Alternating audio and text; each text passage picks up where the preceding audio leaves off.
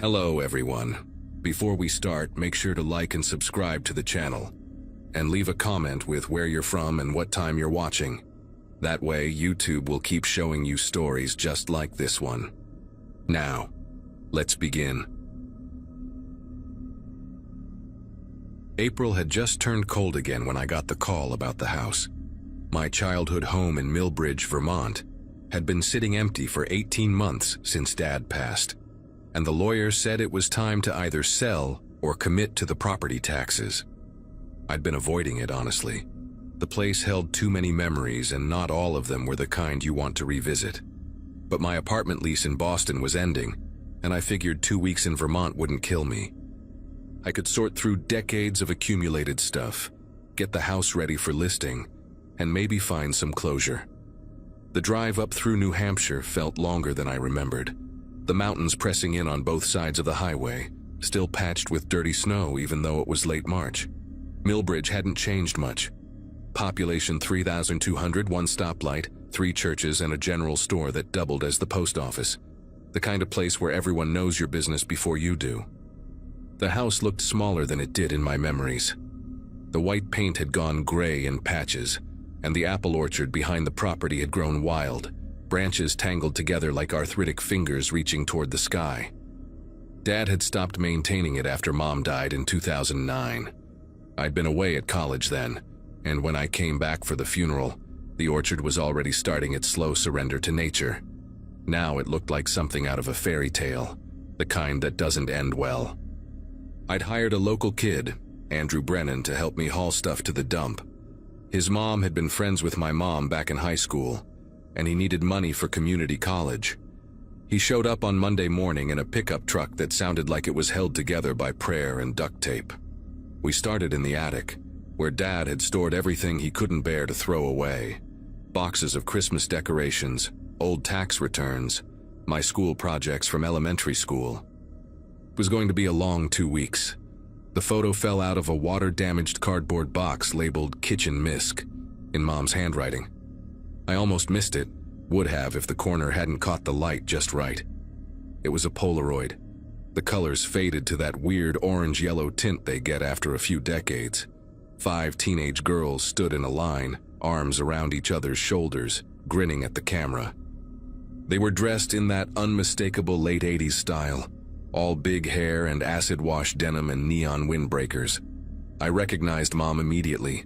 Second from the left, her dark hair permed into oblivion. She couldn't have been more than 16, maybe 17.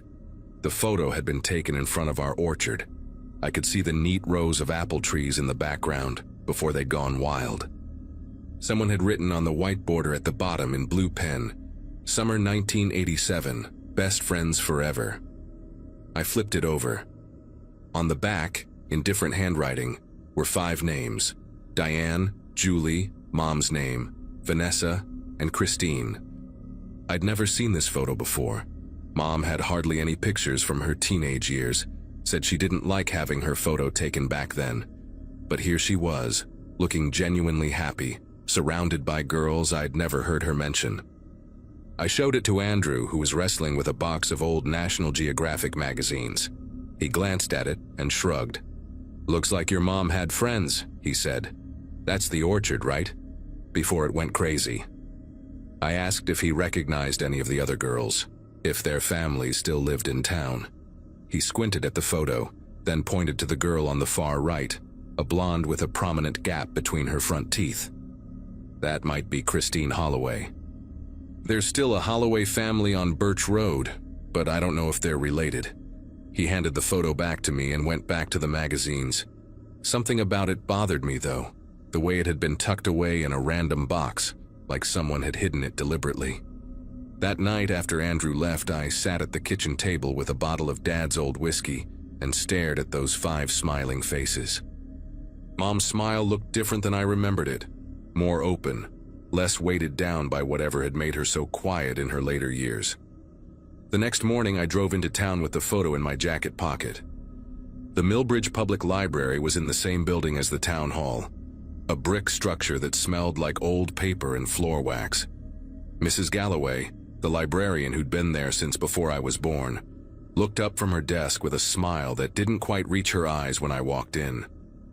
I told her I was doing some family history research, that I'd found an old photo of my mom and wanted to learn more about her friends. She got very still when I showed her the picture. Her finger traced over the faces, lingering on each one. "Where did you find this?" she asked, her voice barely above a whisper. I told her it had been in a box in the attic. She handed it back quickly, like it had burned her. "Those girls," she said, then stopped. "Most of them moved away a long time ago. You know how it is with small towns? People leave." But there was something in the way she said it, something rehearsed, like she'd told this story before and had gotten good at making it sound casual. I pressed her, asked specifically about each name. Mrs. Galloway's jaw tightened. "Diane moved to California in 1988. Julie, I think she went to New York. Vanessa, maybe Florida. Christine stayed the longest, but she left too. Must have been 1989 or 1990. Every answer came out too quickly, too prepared. I asked if she had yearbooks from that era. Maybe I could find more information about them.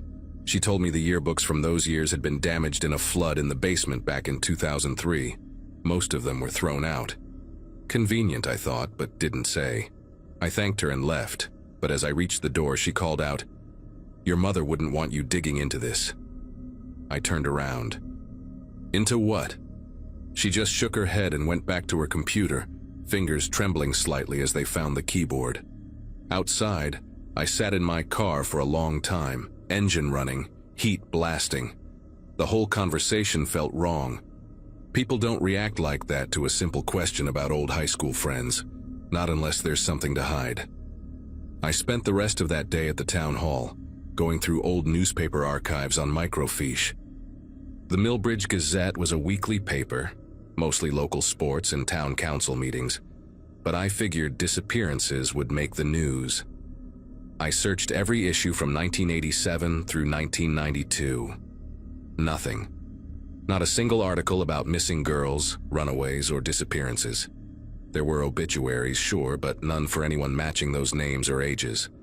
What I did find was strange in its absence. There were gaps in the papers, issues that should have existed but didn't. July 1987 was missing. October 1988 had 3 consecutive weeks gone. Spring of 1989, another gap. I asked the clerk about it, a young guy who clearly didn't care much about his job. He said sometimes issues got damaged or lost over the years, it happens, but the pattern felt deliberate. Those weren't random gaps. I drove to the address Andrew had mentioned, the Holloway place on Birch Road. It was a small ranch house with peeling yellow paint and a yard full of cars in various states of disrepair. An older man answered the door, maybe in his 70s, with suspicious eyes and a Boston Red Sox cap pulled low. I introduced myself, said I was looking for information about Christine Holloway. His face changed instantly, not sad, but angry. "You a reporter?" he asked, his hand tightening on the doorframe. I told him no, that I was just trying to learn about my mom's old friends.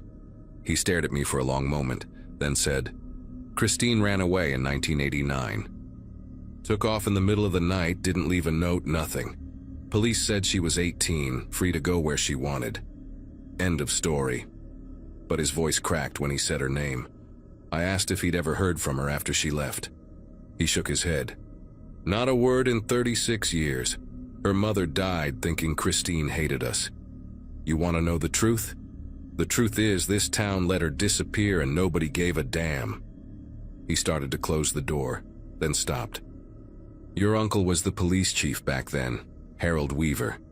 He told us Christine was a troubled girl, that she'd probably gone to find herself in some city somewhere. He said we should let it go, that she'd come back when she was ready. We believed him." The door shut in my face before I could respond. Uncle Harold. Mom's older brother, the one who died of a heart attack when I was 12. I barely remembered him, just a stern man in a uniform who showed up at family holidays and didn't smile much. When I got back to the house, Andrew was loading broken furniture into his truck. I asked him if he knew anything about girls disappearing in the late 80s. He stopped mid-lift, an old chair suspended in his arms. "My mom mentioned something once," he said slowly. She said there were some girls who left town back when she was in high school. But she got really weird when I asked about it, told me it was ancient history and I should focus on my own life. He set the chair down. Why are you asking? I showed him the photo again, explained what I'd learned. He looked uncomfortable. Look, I need this job, but I don't want to get involved in something that's going to piss off the whole town. My family lives here. I told him I understood, that he didn't have to help me with this part. But then he said something that made my chest tighten. There's an old storage unit out by Route 7. Police department used to keep evidence there before they built the new station. My uncle works maintenance for the facility. He said most of the old units haven't been touched in decades. If your uncle kept anything, it might still be there. That night I couldn't sleep. I kept thinking about Mom, about how quiet she'd been my whole life, how she never talked about her childhood or her friends, how she'd sometimes stare out at the orchard with this look on her face, like she was seeing something that wasn't there anymore. I'd always assumed she was just sad about getting older, about how time changes things. But now I wondered if she'd been carrying something heavier. Around 2 in the morning, I gave up on sleep and went down to the kitchen. The house made different sounds at night, creaks and groans I'd forgotten about. I made coffee and sat at the table with my laptop, searching for any information I could find about the other girls. Diane, Julie, Vanessa. Nothing came up. No social media profiles, no obituaries, no marriage records, nothing. It was like they'd been erased. 5 girls in one photo, and 4 of them had vanished without leaving a single digital footprint. In a world where everyone exists online in some form, that kind of absence isn't accidental. Somebody had worked very hard to make sure these girls stayed gone, at least on paper. I thought about Uncle Harold, about his position of authority, about how easy it would be for a small-town police chief to make inconvenient questions disappear along with inconvenient people. The storage facility was a depressing row of metal units behind a chain-link fence, the kind of place that rents month to month and doesn't ask questions. Andrew's uncle, a heavy-set man named Don with nicotine-stained fingers, met me there on Wednesday morning. I'd told him I was looking for some of my uncle's old police files for a family history project. He didn't seem to care either way. "Unit 23, he said, handing me a key that looked like it hadn't been used in years. "Haven't seen anyone access that one since before I started working here, and that was 2007. You find anything valuable? The department technically still owns it." The unit smelled like mildew and rust when I rolled up the door. Boxes were stacked to the ceiling, most of them labeled with case numbers and dates. I started pulling them down, searching for anything from 1987 to 1990. Most of it was routine stuff, traffic violations, petty theft reports, one domestic dispute case. Then, in a box marked MISC 1988-1989, I found a folder that made my hands go numb. It was labeled Informal Investigations, in Uncle Harold's handwriting. Inside were newspaper clippings from other states, articles about unidentified remains found in rural areas. He'd circled certain details in red pen, details about age, gender, approximate time of death. There were also Polaroids, dozens of them, taken in the orchard behind my house. They showed disturbed earth, areas where the ground had clearly been dug up and refilled. Each photo had a date written on the back: July 1987, October 1988, April 1989, May 1989. My legs gave out and I sat down hard on the concrete floor. The dates matched the gaps in the newspaper archives. They matched the timeline of when the girls supposedly ran away. I pulled out my phone with shaking fingers and took pictures of everything in that folder. Every article, every photo, every note. There was a handwritten log too, Uncle Harold's daily notes. Most entries were mundane, but scattered throughout were lines that made my stomach turn. Spoke with Holloway family again. They're accepting the runaway story. Diane's parents finally stopped calling. Convincing people these girls wanted to leave is easier than I thought. Small-town prejudices work in my favor. And then, near the end of the log, one entry that broke something inside me. Spoke to my sister today. She knows, she's always known. But she won't say anything. Family protects family, even when it shouldn't. My mother had known. She'd known what happened to her friends, and she'd stayed silent for the rest of her life, carrying that weight alone because her brother was a murderer, and she couldn't bring herself to turn him in. I drove straight to the Vermont State Police Barracks in Rutland, 40 minutes away, with the folder on my passenger seat. I didn't trust anyone in Millbridge. The detective I spoke with, a woman named Carver, listened to everything without interrupting. When I showed her the photos and the log, her expression went from skeptical to grave. She made calls, and within hours, a forensics team was on its way to my property. They spent 3 days searching the orchard with ground-penetrating radar. They found 4 sets of remains buried in shallow graves exactly where Uncle Harold's photos indicated. Diane, Julie, Vanessa, and Christine. The 5th girl in the photo, my mother, had been the sole survivor, the one who got away because she was his sister. And even monsters sometimes have limits. The town exploded with the news. Some people were horrified, others were angry that I'd dug up the past. Mrs. Galloway refused to speak to anyone. Christine's father called me, sobbing, saying he'd waited 36 years to know what happened to his daughter, and thanking me for giving him that closure, even though it came with such terrible truth. I sold the house within a month, couldn't stand to be there anymore. The orchard was excavated completely, turned into a memorial garden for the victims. Before I left Vermont for good, I went back one last time and stood where that photo had been taken in 1987. 5 girls smiling at the camera, none of them knowing that 4 would be dead within 2 years, and the 5th would spend the rest of her life drowning in guilt and silence. I understood now why Mom had been so quiet, why she never wanted to talk about her past, why she'd look at the orchard with that haunted expression.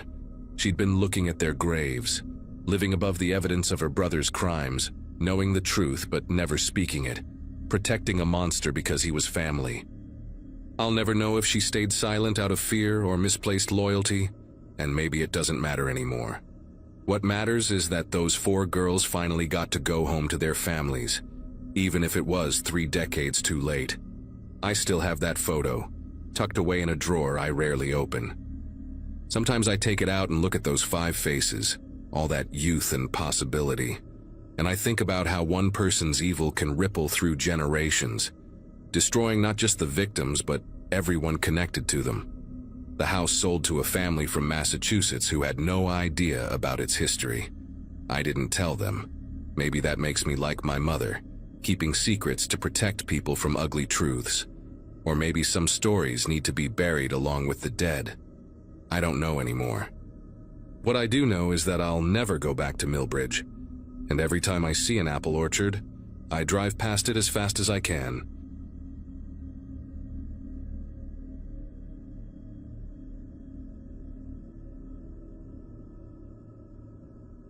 People always ask why I became a journalist, and I usually give them some noble answer about truth and accountability. The real reason is simpler and darker than that. It started the day I came home to Cypress Bend, Louisiana to pack up my father's house after his funeral.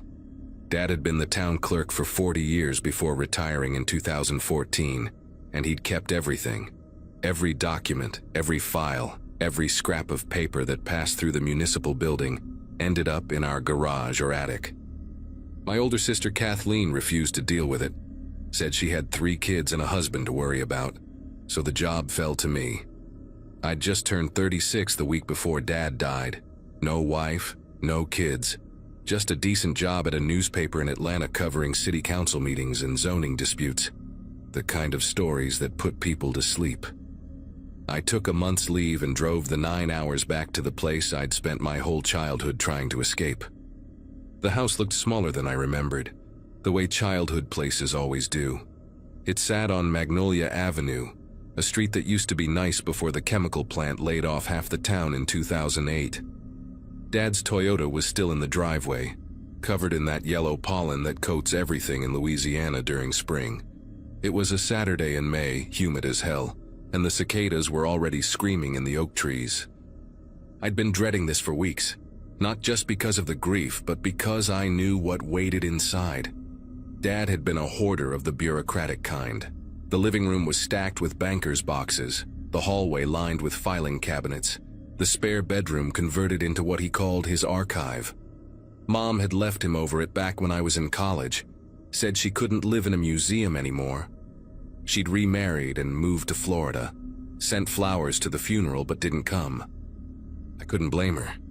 The house smelled like old paper and the lemon cleaner Dad used obsessively, trying to keep the mold at bay.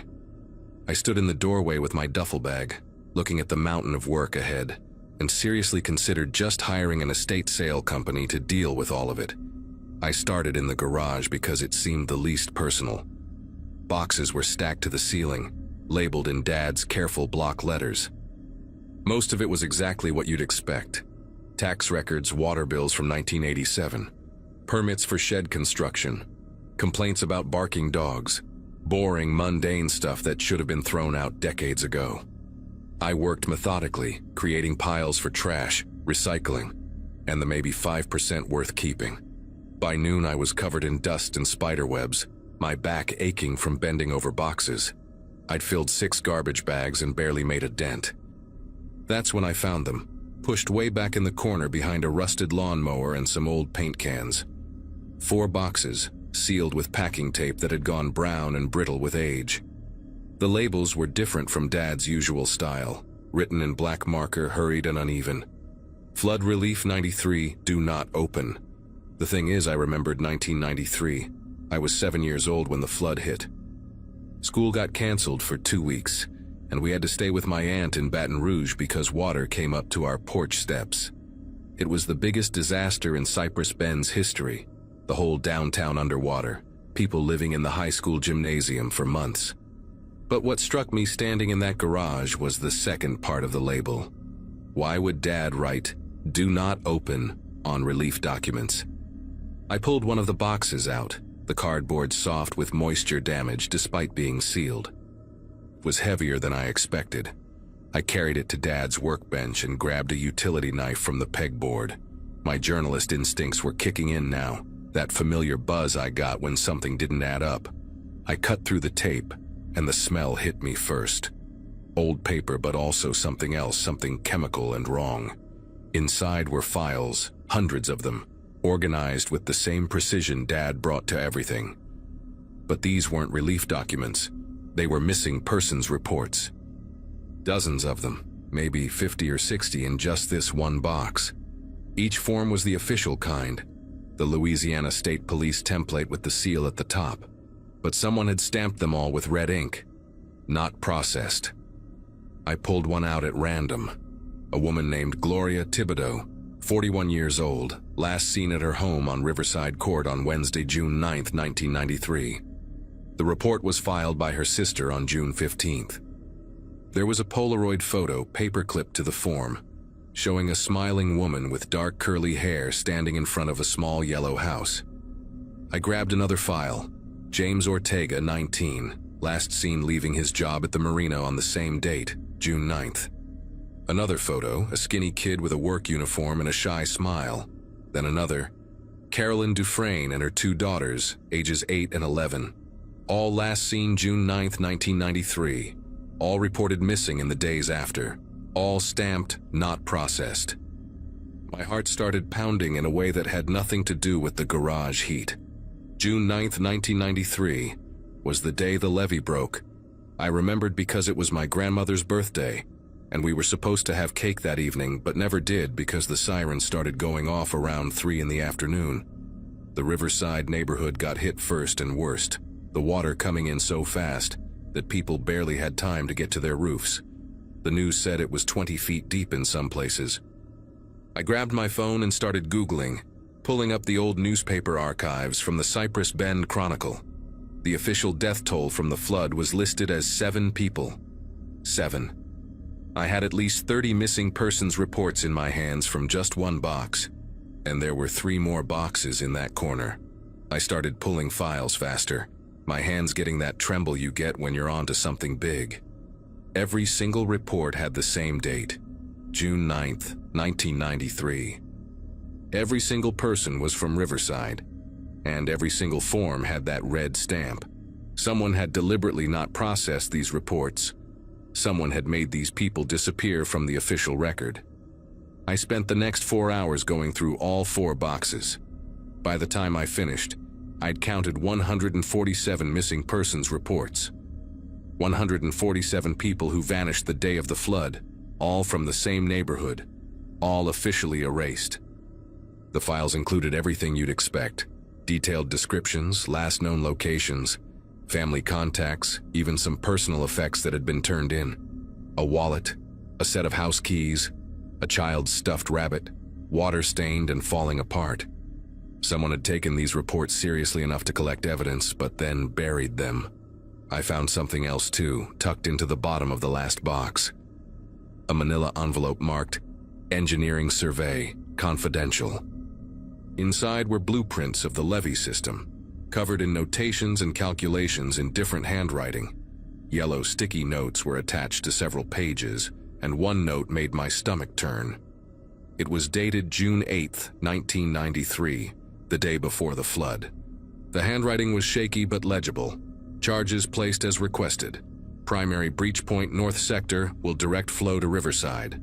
Detonation window 2:04 p.m. Wednesday. God forgive us. I sat down hard on Dad's workbench stool, my legs suddenly unreliable. Someone had blown the levee on purpose. They deliberately flooded Riverside, and my father had known about it. The evidence was in his garage, hidden for 31 years. I thought about Dad's last few months, how he'd gotten quiet and withdrawn, how he'd stopped going to church even though he'd been an usher for 20 years, how he'd called me 3 times in the weeks before his heart attack, leaving rambling messages about needing to tell me something important. But I'd been busy with a story deadline and kept saying I'd call him back later.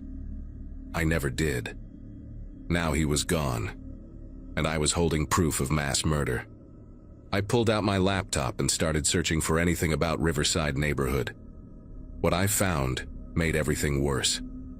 After the flood, the land had been declared unusable, too damaged to rebuild. The entire neighborhood, 43 acres, had been sold to a development company for next to nothing. That company was owned by the Prudhomme family. Everyone in Cypress Bend knew the Prudhommes. They owned half the parish, had for generations. Sugarcane plantations, timber operations, commercial real estate. The family estate sat on a hill overlooking the river, a white mansion with columns that had been there since before the Civil War.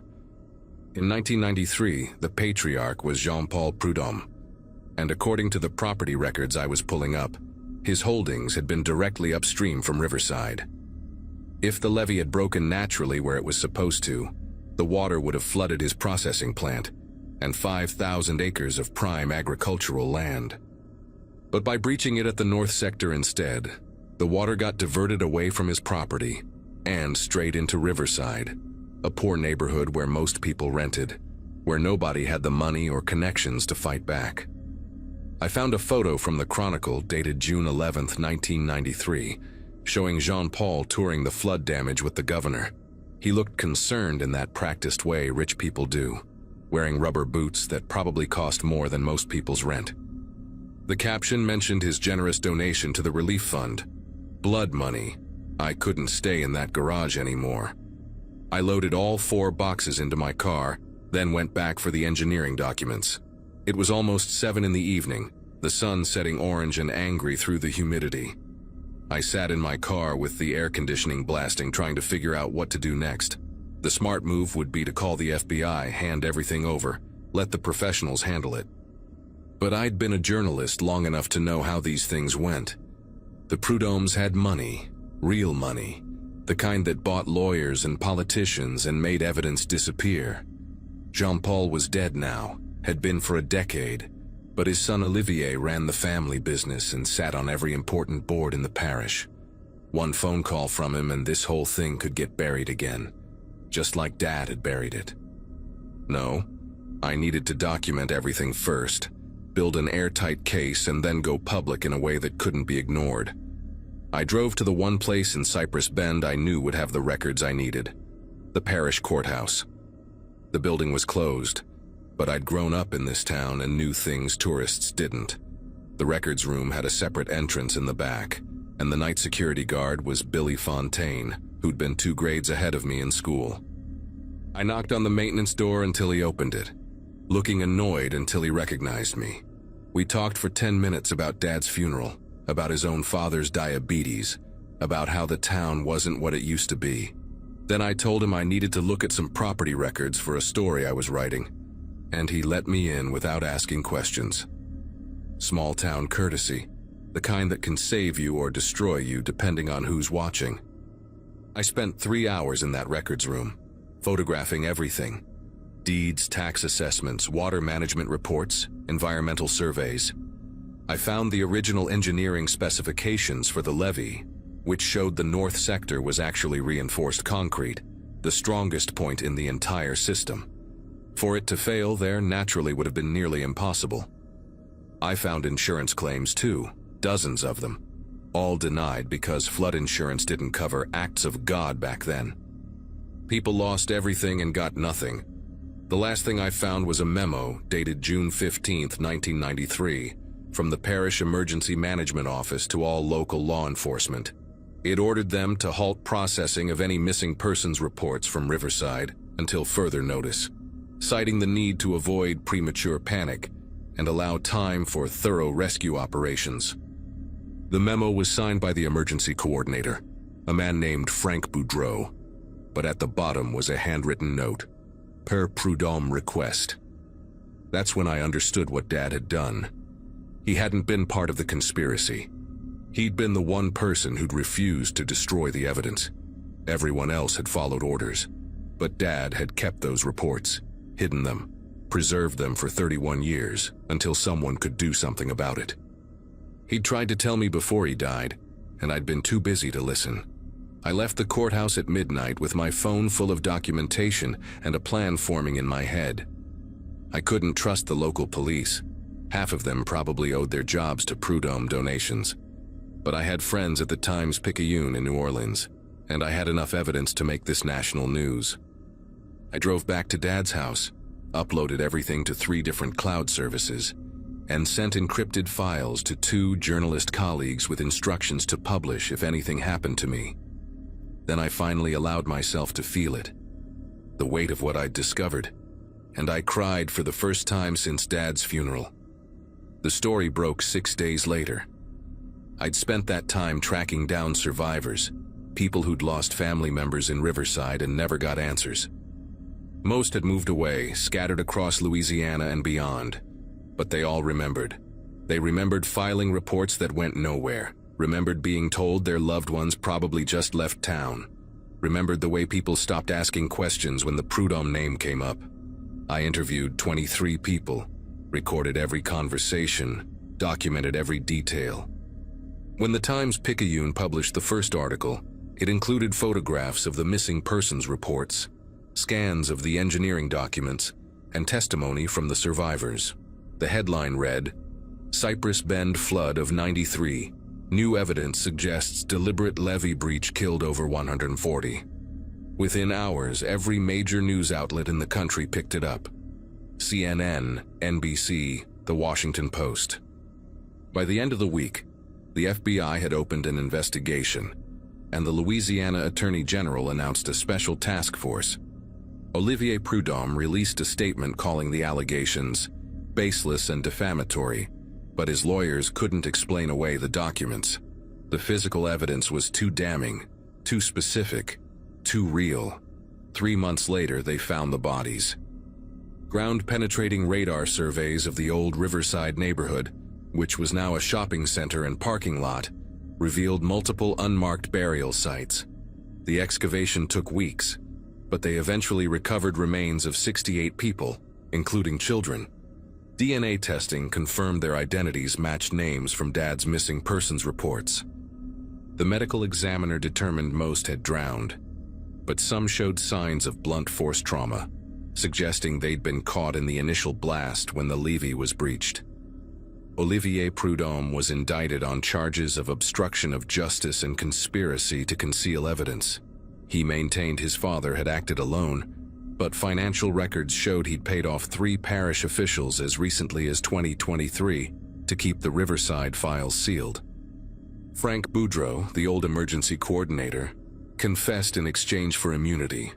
He confirmed Jean-Paul Prudhomme had ordered the levee breach and paid the demolition crew $500,000 in cash. The crew members were dead now, conveniently all of natural causes over the past decade. But Boudreau's testimony was enough. The trial starts next month, and I'll be there to cover every minute of it. I still live in Cypress Bend now. Quit my job in Atlanta and took a position at the Chronicle, the same paper that once published puff pieces about Jean-Paul's charity work. They made me investigative editor, gave me full freedom to dig into whatever stories the town tried to bury. Kathleen speaks to me again, said she's proud of what I did, even if it means the family name is complicated around here. Some people treat me like a hero, others won't make eye contact at the grocery store. The Prudhommes still have friends, still have money, still have power, but they don't have silence anymore. Dad's house sold last month, and I used part of the money to help fund a memorial for the Riverside victims. It's a simple granite wall with all 147 names engraved, located on the only piece of the old neighborhood that wasn't developed, a small park by the river. At the dedication ceremony, survivors came from all over the country. They touched the names, cried, finally had a place to grieve. I think about Dad standing in that garage looking at those boxes year after year, carrying the weight of what he knew and couldn't fix. He did what he could with what he had, and in the end, that was enough. The truth came out, even if it took 31 years and his death to make it happen. Sometimes justice is just someone refusing to let the world forget.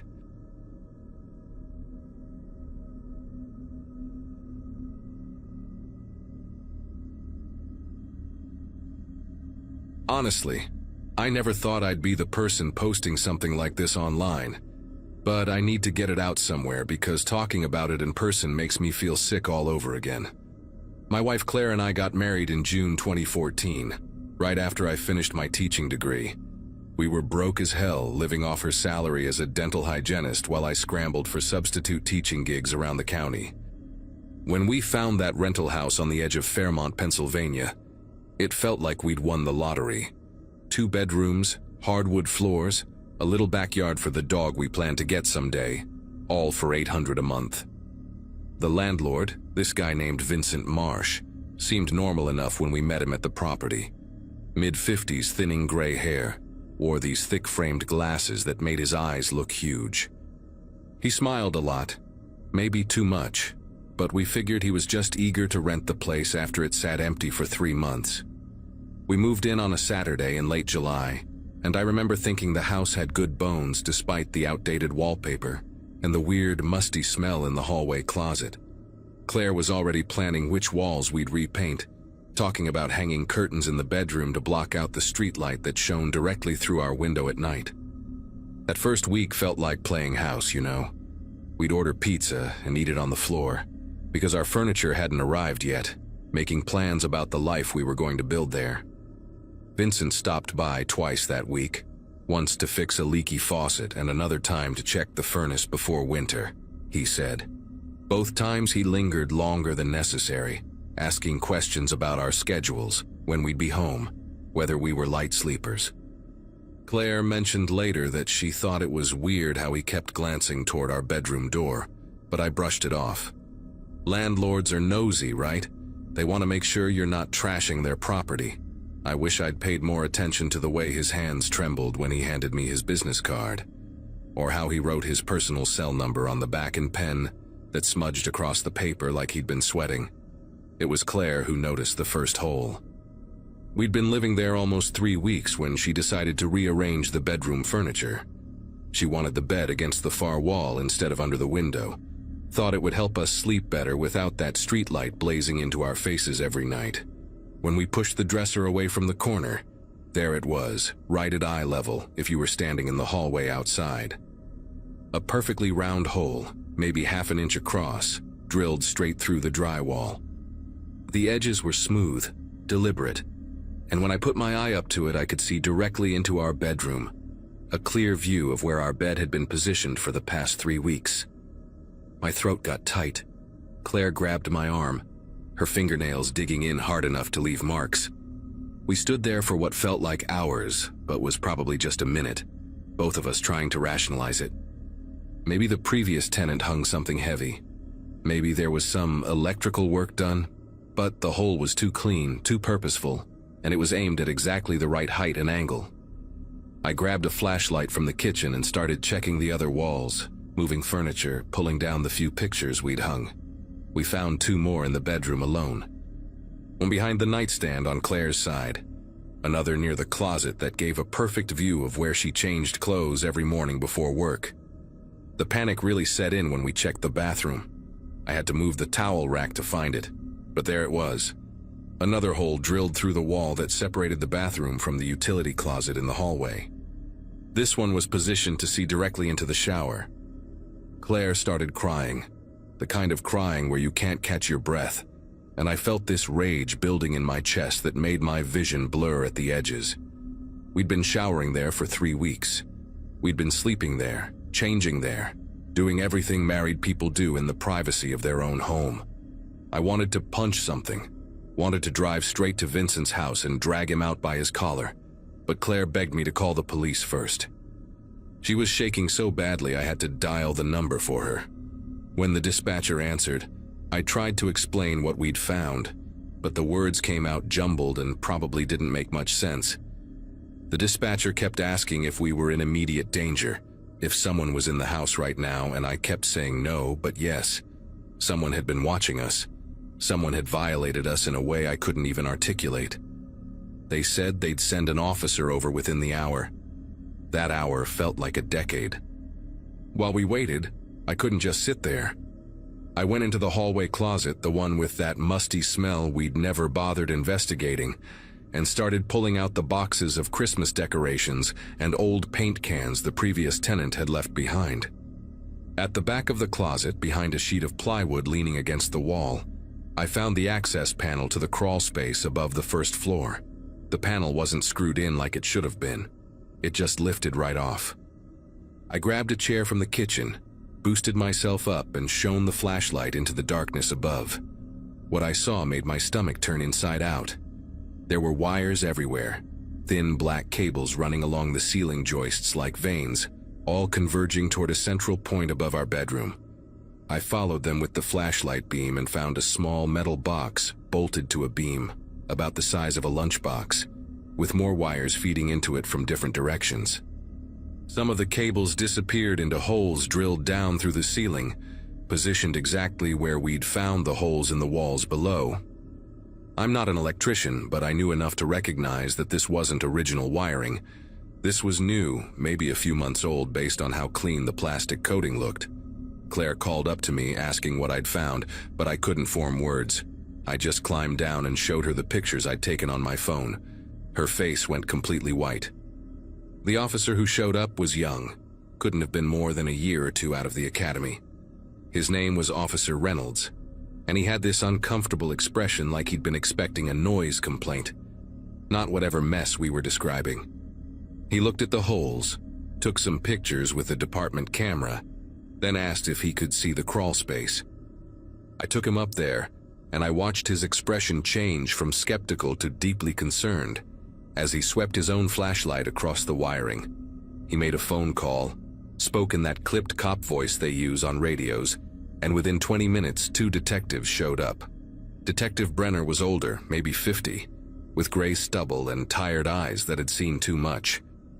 His partner was a woman named Detective Huang, sharp and focused, already pulling on latex gloves before she'd even climbed into the crawl space. They spent 45 minutes up there talking in low voices we couldn't quite hear, occasionally asking us questions through the opening. Had we touched anything? Had we noticed anyone unusual around the property? Did the landlord have keys? That last question hit different. Of course he had keys. He was the landlord. He could come and go whenever he wanted, and we'd never know. Detective Huang came down from the crawl space holding an evidence bag with the metal box inside. She set it on our kitchen table like it was radioactive, and Brenner explained what they'd found. The box was a wireless transmitter, the kind you could buy online for a few $100s, designed to send video signals to a remote receiver. The wires fed into tiny cameras, pinhole style, fitted into the holes we'd discovered. 4 cameras total, they'd counted. Bedroom, bathroom, and 2 in the living room we hadn't even found yet because they were hidden behind air vents. Huang asked if we'd given permission for any surveillance equipment, which was such an absurd question I almost laughed. Then Brenner asked for Vincent's contact information, and I handed over that business card with his smudged cell number. They tried calling him right there in front of us. It rang 6 times and went to voicemail. Brenner left a message, professional and calm, asking Vincent to call back regarding an urgent matter at the property. We all knew he wouldn't call back. You could see it in the way the detectives looked at each other. That silent communication cops develop after working together long enough.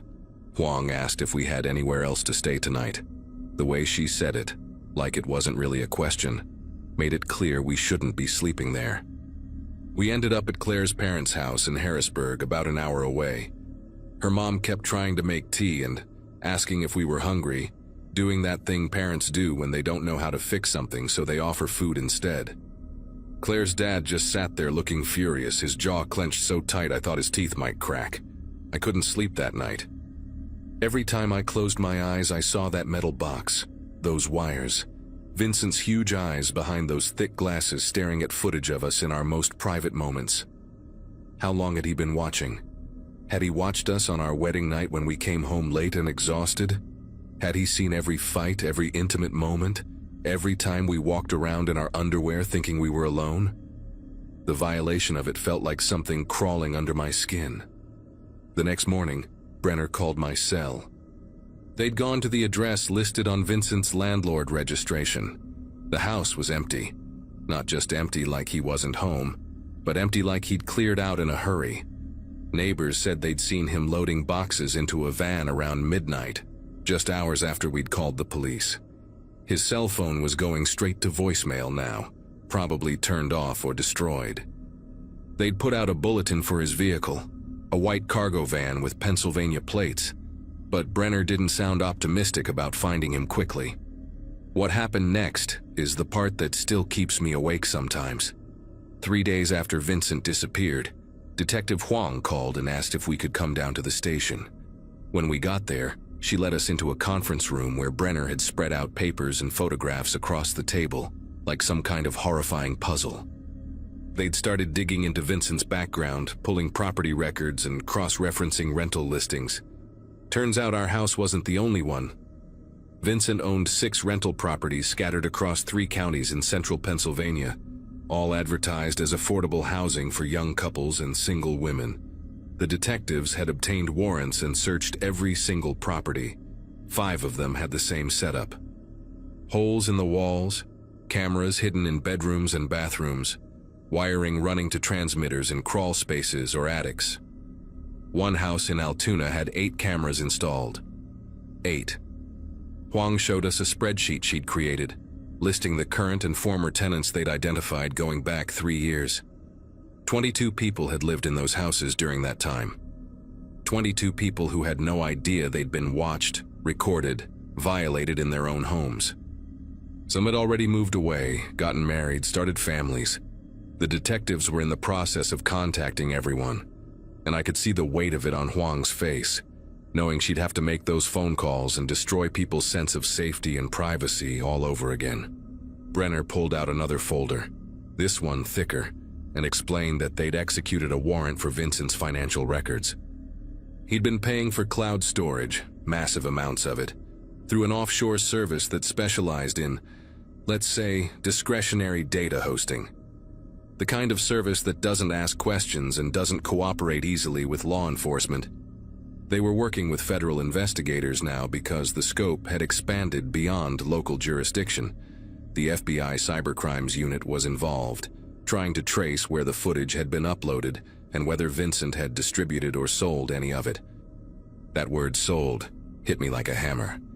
The idea that strangers might have paid money to watch me and Claire in our bedroom, that our most private moments might be saved on some server in another country, being traded around by people whose faces we'd never see. It made me want to vomit right there on the conference room table.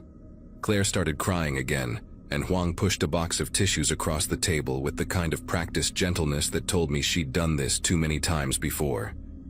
Brenner said they'd keep us updated, that they were doing everything possible to track Vincent down and secure any footage that might exist. But I could hear the uncertainty in his voice. The internet is vast. Data can be copied, backed up, hidden in places even experts struggle to find. We never went back to that house.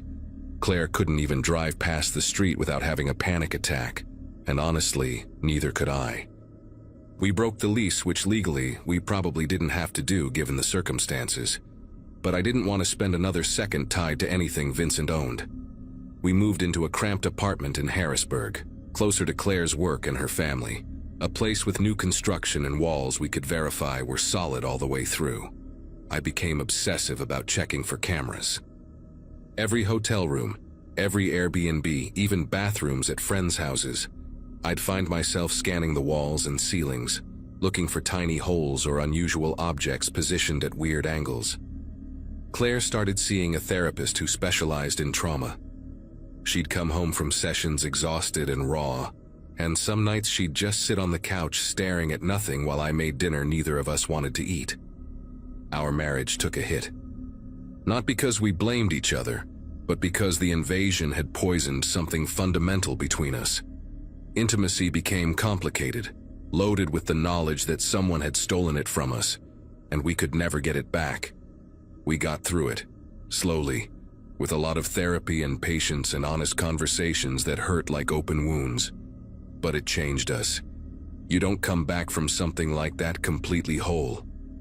Vincent Marsh was arrested 4 months later at a border crossing in Texas, trying to get into Mexico with fake identification. The cargo van was full of hard drives and equipment. Turns out he'd been planning this for a while, had money stashed in accounts under different names, probably anticipating the day someone would discover what he'd been doing. The trial took 2 years, dragged out by legal motions and evidence processing.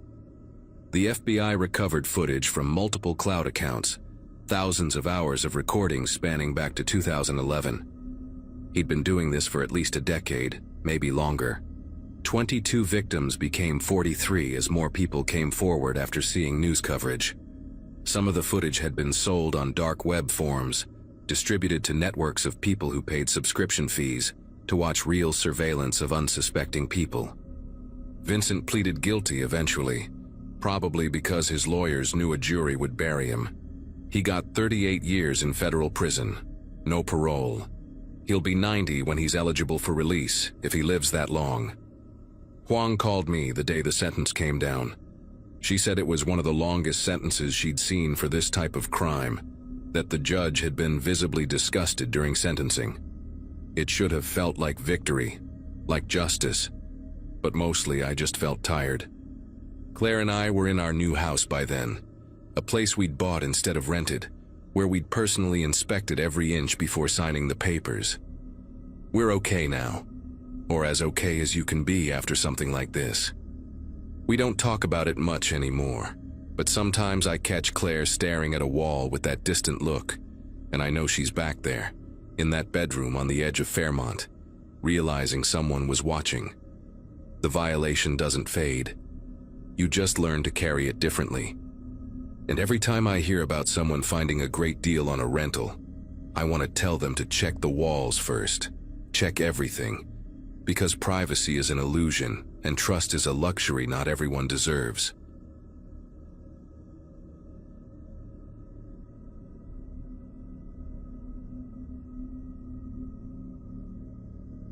Teaching 5th grade in Dalton felt like the kind of quiet life I needed after the chaos of my divorce 2 years prior. The town had maybe 8,000 people, tucked between the mountains in northwest Georgia, where everyone knew everyone and Sunday service at Covenant Fellowship wasn't optional if you wanted to fit in. I started attending because my principal, Mr. Warren, mentioned it during my interview, saying the church was the heart of the community and most of the school staff were members. Within my first month, I'd been welcomed with casseroles, invitations to potlucks, and warm smiles from people who seemed genuinely kind. The church itself was this beautiful old building with white columns and stained glass windows that threw colored light across the pews during morning service. Everything felt safe, normal, like I'd finally found a place where I could rebuild my life and focus on my students without the drama I'd left behind in Savannah. But sometime around mid-October, I started noticing small things that didn't quite add up.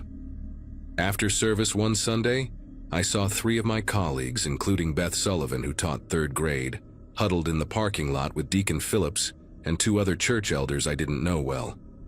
They were speaking in hushed tones, and when I waved at Beth, she looked almost startled before giving me this tight, forced smile and turning back to the group.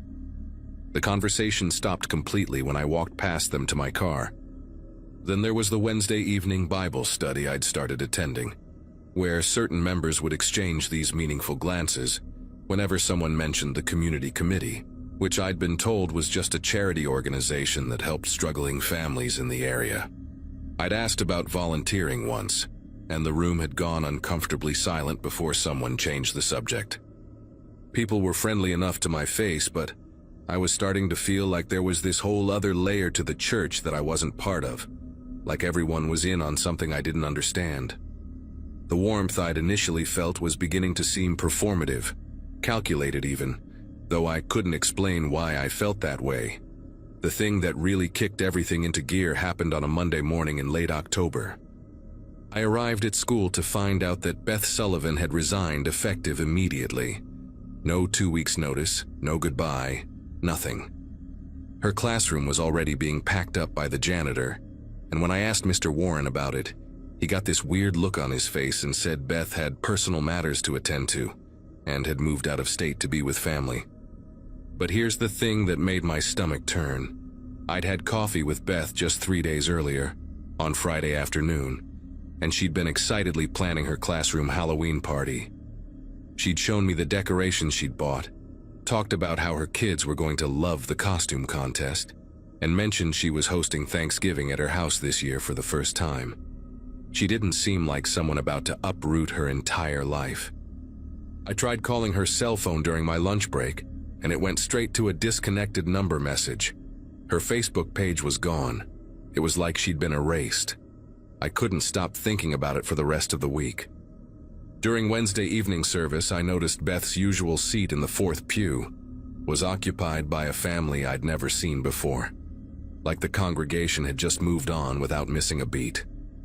After the service ended, I approached Deacon Phillips and asked if he knew how to reach Beth, saying I wanted to send her a card or something. The way his expression shifted made my chest tighten. He put his hand on my shoulder, this gesture that probably looked comforting to anyone watching, but his grip was firm enough to feel like a warning. He told me that Beth had made her choice, and it was best to respect her privacy and focus on my own responsibilities here. The way he emphasized here felt deliberate, pointed. When I mentioned that her phone was disconnected, he just smiled and said sometimes people need to make clean breaks, then walked away before I could ask anything else.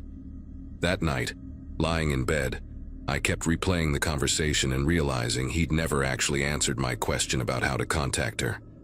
Nobody had. The next Sunday I decided to do something probably stupid, but I couldn't help myself.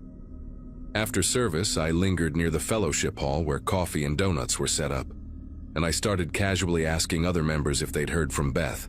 The reactions were all variations of the same theme: awkward pauses, quick subject changes, or these rehearsed-sounding responses about respecting her decision and moving forward. But it was Margaret Torres, the church secretary who'd always been chatty with me, who really confirmed my suspicions. When I asked her, she actually glanced around nervously before leaning in close and whispering that I should stop asking questions about Beth. Her exact words were, "Some people aren't cut out for the level of commitment this community requires, and it's better for everyone when they realize that sooner rather than later." When I pressed her on what she meant by commitment, she straightened up, plastered on a smile, and said she had to help clean up, practically speed-walking away from me. The whole exchange lasted maybe 30 seconds, but it left me feeling genuinely unsettled.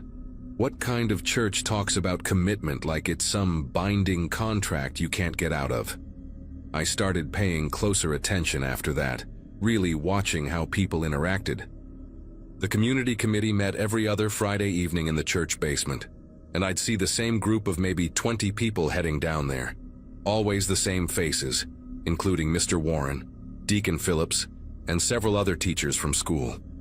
They'd stay for exactly 2 hours, and when they came back up, they always looked serious, purposeful, like they'd just attended some important business meeting, rather than a charity planning session. One Friday in early November, I made an excuse about leaving my sweater in the sanctuary and doubled back after everyone thought I'd left. I could hear voices coming from the basement, but the door at the top of the stairs was locked. I stood there for a minute, listening, and I could make out someone talking about maintaining the structure and ensuring compliance, which seemed like really weird language for organizing food drives or whatever they were supposedly doing. Then I heard footsteps coming up the stairs and I had to scramble back to my car, my heart absolutely pounding, feeling like a kid who'd almost gotten caught doing something wrong. What really sent me down the rabbit hole was finding Beth's lesson planner in the supply closet at school. I'd gone in looking for construction paper for my class, and there it was, shoved behind some boxes on the top shelf like someone had hidden it quickly. Her handwriting was all over it, plans sketched out through December, parent conference notes, everything. On the inside cover, she'd written her sister's phone number in California with a note that said, "Emily, emergency contact." I took a photo of the number with my phone and called it that evening from my apartment. A woman answered, and when I explained who I was and asked about Beth, there was this long, painful silence before she said Beth hadn't contacted any family members. Emily's voice cracked when she told me she'd filed a missing person report 2 weeks ago, but the police in Dalton had told her that Beth had resigned from her job voluntarily, and there was no evidence of foul play, so they weren't investigating. Emily said she'd driven down from California to look for her sister, had gone to the church and spoken with Deacon Phillips, and he'd told her the same story about Beth moving away for personal reasons. But Emily knew her sister, knew Beth would never just vanish without telling family, and she'd left Dalton feeling like everyone was lying to her but having no proof of anything. After I hung up with Emily, I sat on my couch for probably an hour just trying to process what this meant. A woman had vanished, her own sister couldn't find her, and an entire church congregation was apparently okay with pretending everything was normal. I thought about going to the police myself, but what would I even say? That people at my church were acting weird and my colleague had quit her job? There was nothing concrete, nothing illegal that I could point to. The next day at school, I noticed Mr. Warren watching me more closely than usual during the staff meeting. When it ended, he asked me to stay behind, and once everyone else had filed out, he closed the door and sat on the edge of his desk in this casual way that somehow made the whole thing feel more threatening. He asked how I was adjusting to the community, if I felt welcomed at church, and then he said he'd heard I'd been asking a lot of questions about Beth Sullivan. The way he looked at me when he said it made my mouth go dry. I tried to play it off, said I was just concerned about a friend, but he cut me off and said that sometimes curiosity can make a person's life more complicated than it needs to be. Those were his exact words. Then he smiled, told me he was sure I understood, and suggested I focus on being a positive presence for my students, rather than dwelling on people who'd chosen to move on. That conversation scared me more than anything else had up to that point, because it meant they knew I was digging, and they were watching me. I decided to back off for a while, attend church like normal, smile and nod, and pretend everything was fine. But I also started documenting things, writing down dates and names and strange interactions in a notebook I kept hidden in my apartment. 2 weeks later, on a Wednesday evening, I got a knock on my door around 8 at night. When I looked through the peephole, I saw Deacon Phillips standing there with 2 other men from the community committee, both wearing suits despite the late hour. My entire body went cold. I considered not answering, but my car was parked right outside, and all the lights in my apartment were on, so they obviously knew I was home. When I opened the door with the chain still latched, Deacon Phillips gave me that same unsettling smile and said they'd like to talk to me about joining the community committee. He said I'd shown such dedication to the church and the school that they felt I'd be a perfect addition to their organization. The way he phrased it didn't sound like an invitation. It sounded like an inevitability. I told them through the gap in the door that I appreciated the offer, but I was still fairly new to the area and wanted to settle in more before taking on additional commitments. One of the other men, someone whose name I didn't know but who I'd seen at every service, stepped closer and said that membership in the committee wasn't really optional for people who were serious about being part of the Covenant Fellowship community. He said it in this matter-of-fact tone, like he was explaining simple math to a child. Deacon Phillips added that everyone at the church who held any position of influence or respect was part of the committee, and that my principal, Mr. Warren, had specifically recommended me. He said they had a special initiation meeting this coming Friday, and they'd expect to see me there at 7 in the evening. When I started to protest, to say I needed time to think about it, the third man finally spoke up and mentioned how unfortunate it had been that Beth Sullivan hadn't understood the importance of commitment, how she'd made things difficult for herself by trying to walk away. The implicit threat in his words was crystal clear. I managed to tell them I'd think about it and close the door, then immediately pushed my couch against it and spent the rest of the night planning what the hell I was going to do. I knew I couldn't just refuse and stay in Dalton. Whatever this community committee actually was, they clearly had enough influence to make people disappear without consequences, and the local police were either part of it or too intimidated to investigate. By Thursday morning, I'd made my decision. I called in sick to school, went to the bank and withdrew everything from my checking account, and started packing only what would fit in my car. I didn't give notice to my landlord, didn't tell anyone at school I was leaving, didn't post anything on social media. I loaded up my sedan that afternoon while most people were still at work, threw my notebook with all my documentation into my bag, and planned to leave Friday morning before dawn, hours before that 7 o'clock meeting they expected me at. But Thursday night, around 11, I heard footsteps on the stairs leading up to my second-floor apartment. Slow, deliberate footsteps, and then they stopped right outside my door. I held my breath in the darkness, watching the shadow of feet visible under the door gap. Whoever it was stood there for what felt like forever, but was probably only 2 or 3 minutes. Then I heard a piece of paper slide under my door. When the footsteps finally retreated, I waited another 10 minutes before turning on a light and picking up the paper. It was a printed schedule for tomorrow's initiation ceremony, with my name already typed at the top, along with a note that said, "We look forward to welcoming you into our family. This is a once-in-a-lifetime opportunity you won't want to miss." I didn't sleep at all that night. At 3 in the morning, I grabbed my bags, left my apartment key on the counter, and walked as quietly as I could down to my car. The street was completely empty and dark except for one streetlight flickering at the end of the block. I threw everything in the trunk, got in the driver's seat, and my hands were shaking so badly I could barely get the key in the ignition. Just as the engine started, I saw headlights turn onto my street from the far end. A dark SUV moving slowly, like it was patrolling. I didn't wait to see if it was coming for me. I pulled out and drove in the opposite direction, taking back roads out of town, constantly checking my rearview mirror for anyone following me. I drove for 6 hours straight, didn't stop except for gas, and ended up at my cousin's place in North Carolina by mid-morning. I stayed with her for 2 weeks, barely leaving her apartment, jumping at every unexpected sound. I finally worked up the courage to call Emily, Beth's sister, and told her everything that had happened to me. She broke down crying and said she'd suspected something like this but had no way to prove it. Together, we contacted the FBI field office in Charlotte, and I turned over my notebook with all the documentation. An agent took my statement and said they'd look into it, but warned me that without concrete evidence of a crime, there wasn't much they could do immediately. He did say that Dalton had come up before in relation to some financial irregularities involving a church organization, and my information might help build a case, but it could take months or even years. He strongly advised me not to return to Dalton under any circumstances. It's been 8 months since I left, and I'm teaching at a different school now in a different state, using my maiden name from before my marriage.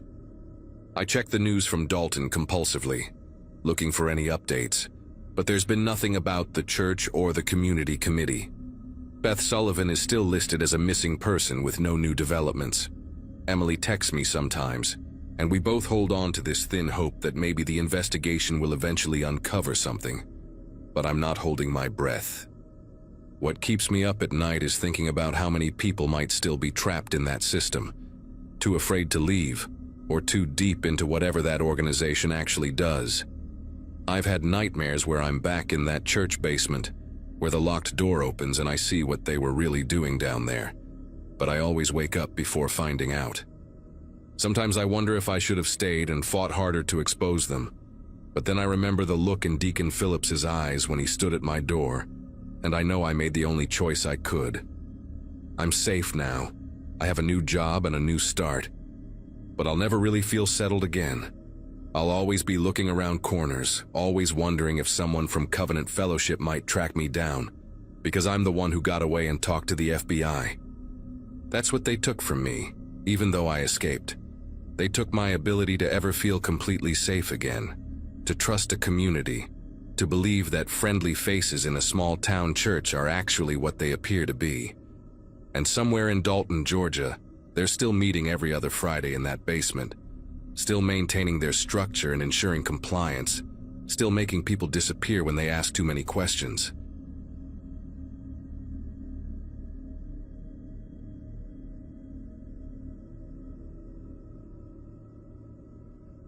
Everyone wants the full story, but here's the thing.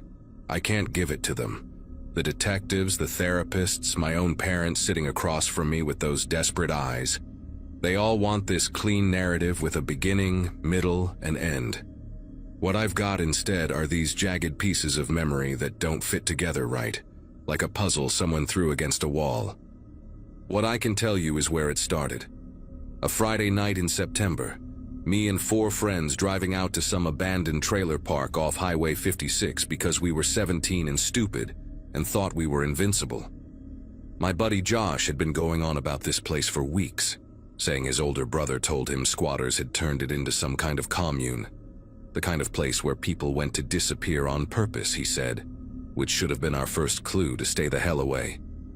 But when you grow up in a Kansas town where watching wheat grow counts as entertainment, an abandoned trailer park 12 miles outside town sounds like the most interesting thing that's happened all year.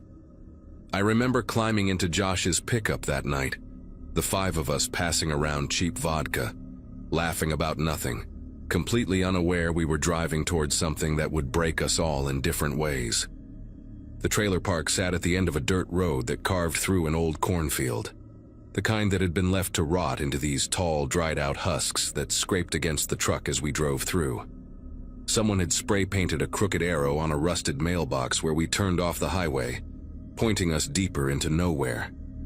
When Josh's headlights finally swept across the clearing, I counted maybe a dozen trailers arranged in this weird circle, most of them sagging on one side or covered in thick vines that made them look like they were being swallowed by the earth. The whole place had this carnival after dark feeling, like something that was supposed to be fun once but had turned into something else entirely. We sat there in the truck for a minute after Josh cut the engine, and that's when I heard it, this low mechanical hum coming from somewhere in the darkness. A generator, I realized, which meant someone was using electricity out here. Amber, Josh's girlfriend, said maybe we should just go, that if people were actually living here we were trespassing. But Josh was already laughing it off.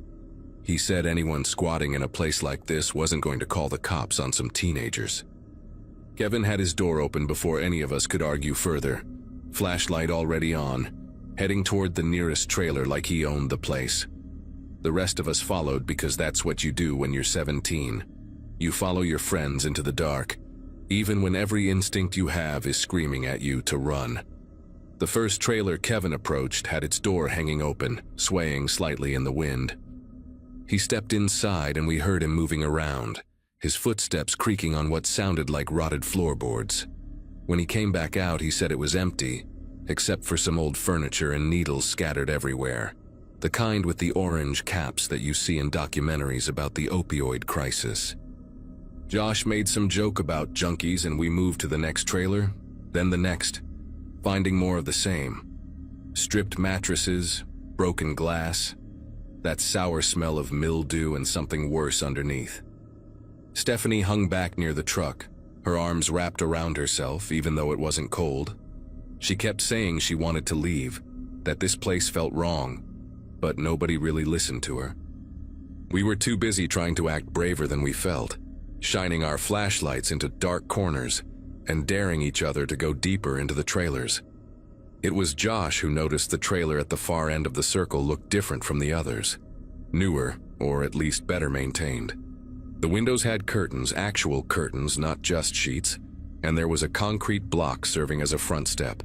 No vines growing up the sides. That generator sound was louder near this one, definitely coming from underneath or behind it. Kevin said we should check it out, and Josh agreed immediately, like this was some kind of adventure game and we were collecting points. I remember my heart was pounding harder than it should have been, this animal part of my brain sending up warning flares, but I followed anyway because the alternative was standing alone in the dark. We approached the trailer slowly, and that's when I noticed the door wasn't just closed. It had a deadbolt on the outside. A big industrial one, the kind you'd use on a storage unit, installed where someone inside couldn't reach it. Josh touched it and the metal was new. No rust like everything else in this place. Amber asked why anyone would lock a trailer from the outside, and nobody had an answer that made sense. Kevin tried the door anyway and it swung open. Unlocked, and the smell that came out was like nothing I'd ever experienced. Chemical and sweet at the same time, with this underlying rot that made my eyes water. The inside was dark except for a faint blue glow coming from somewhere in the back.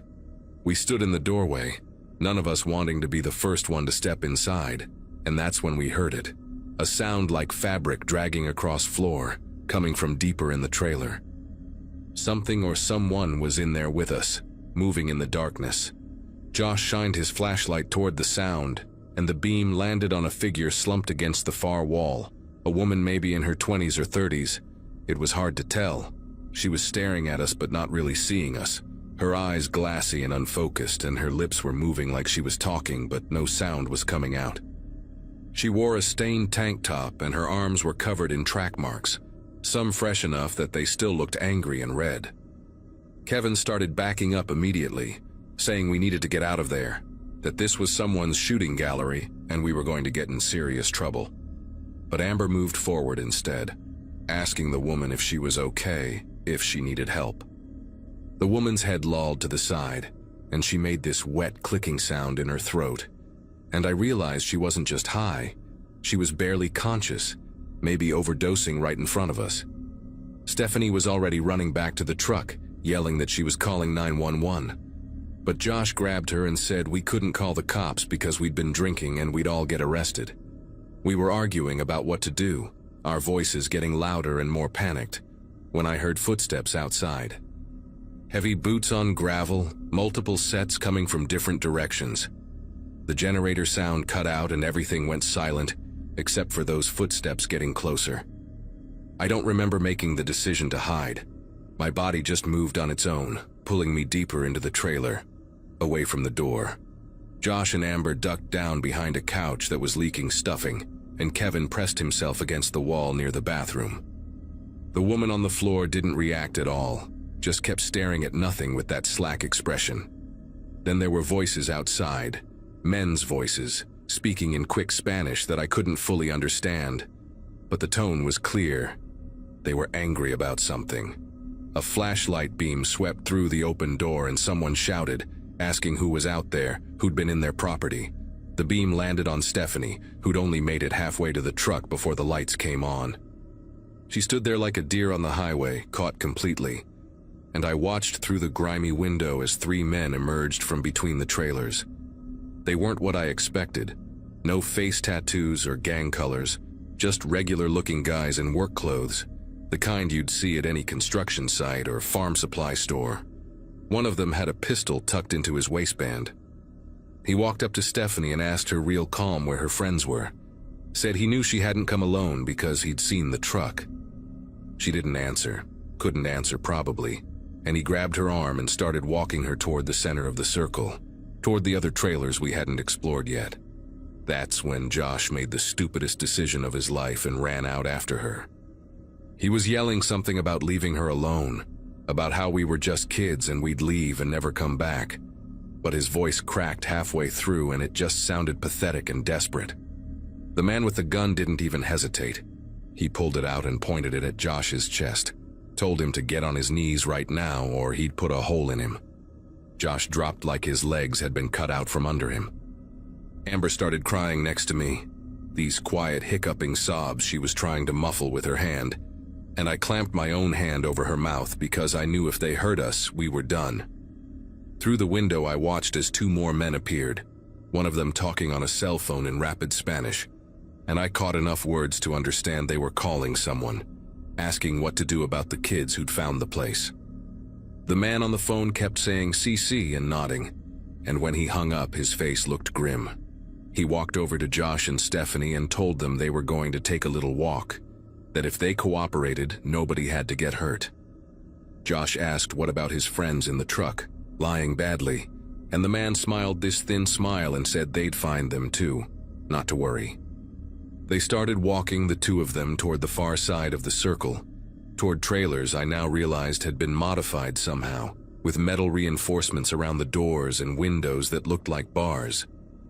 Kevin whispered that we had to run, right now while they were distracted, but I couldn't move.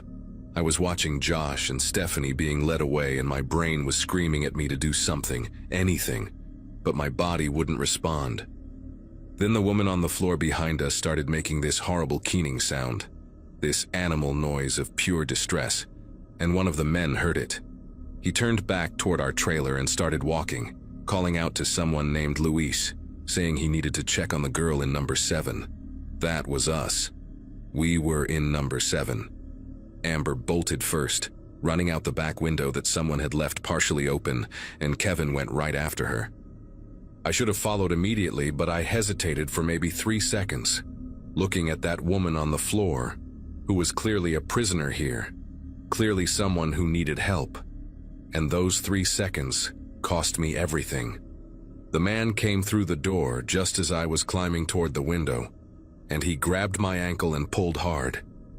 I hit the floor, and all the air went out of my lungs, and when I looked up, there was a different man standing over me, older than the others, with graying hair and these absolutely dead eyes.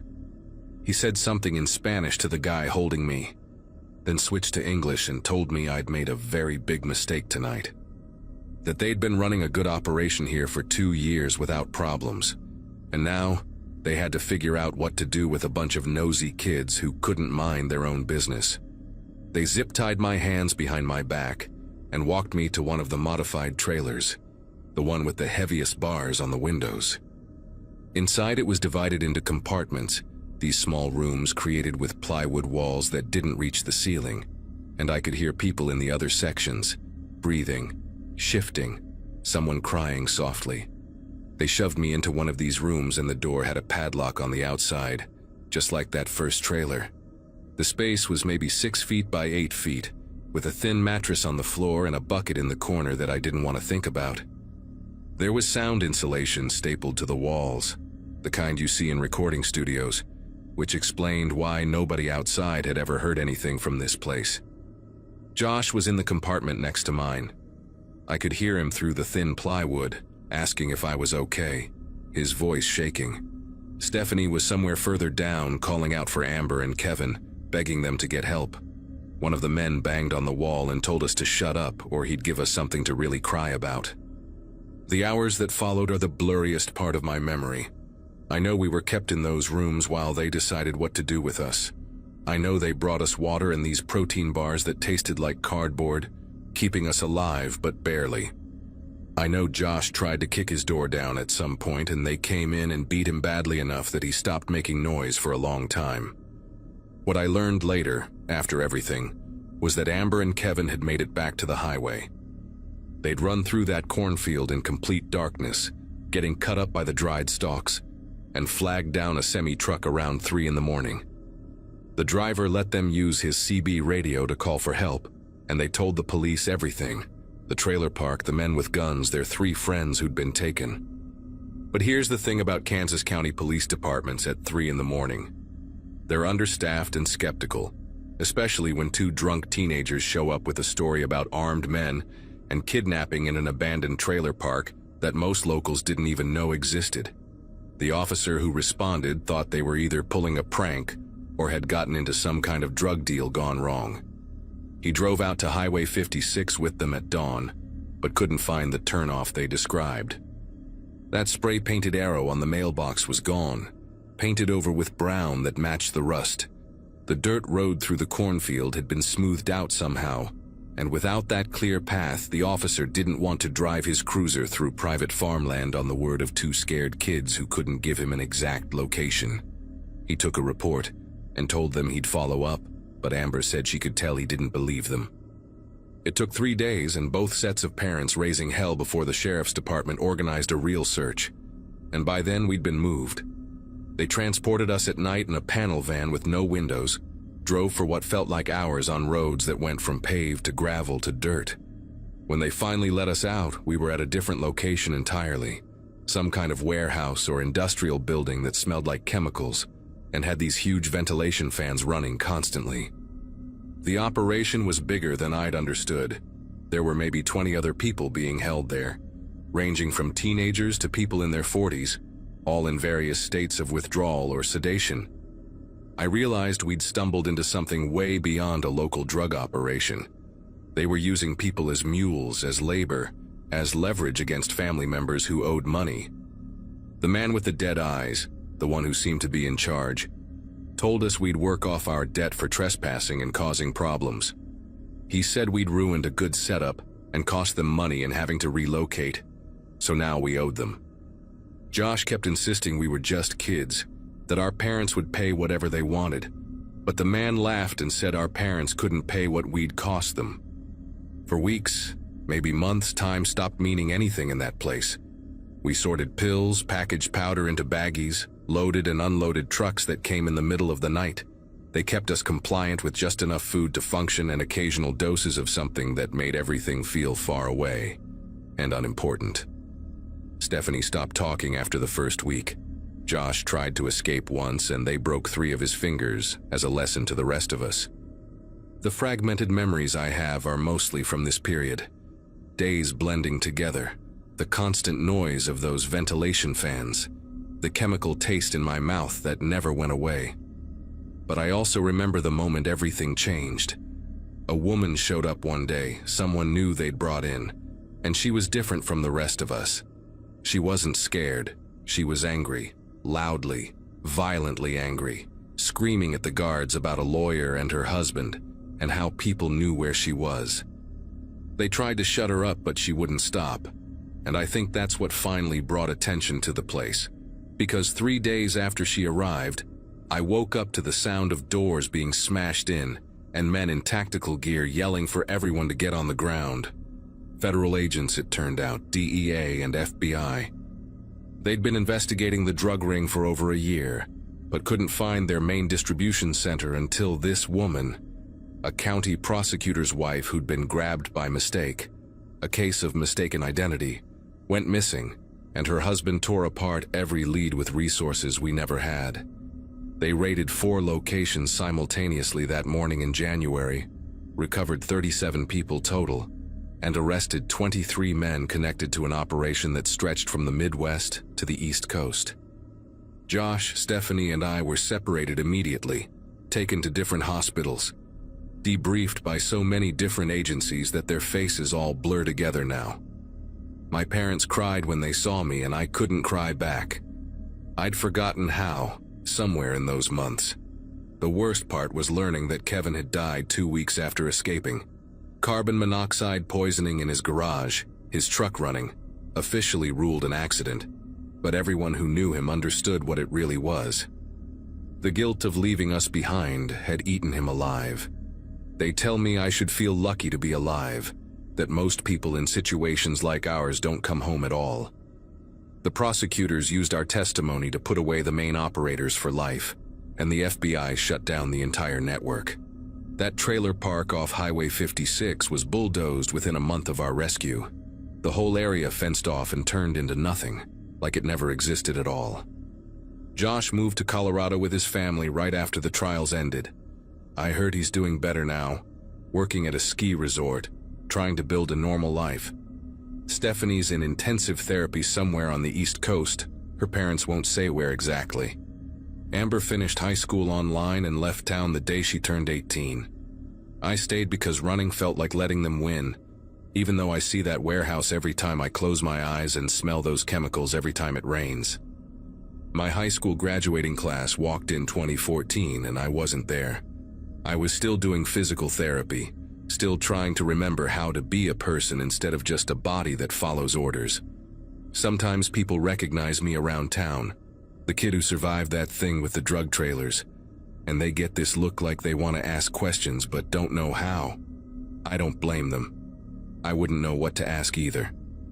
The detectives say my fragmented memory is normal for trauma, that pieces might come back or they might not, and I should focus on moving forward instead of trying to reconstruct everything. But here's what I know for certain. There are more places like that warehouse out there. More operations running right now in spaces people drive past every day without noticing. And there are still people in those places, waiting for someone to stumble across them the way we did, hoping their luck turns out better than ours.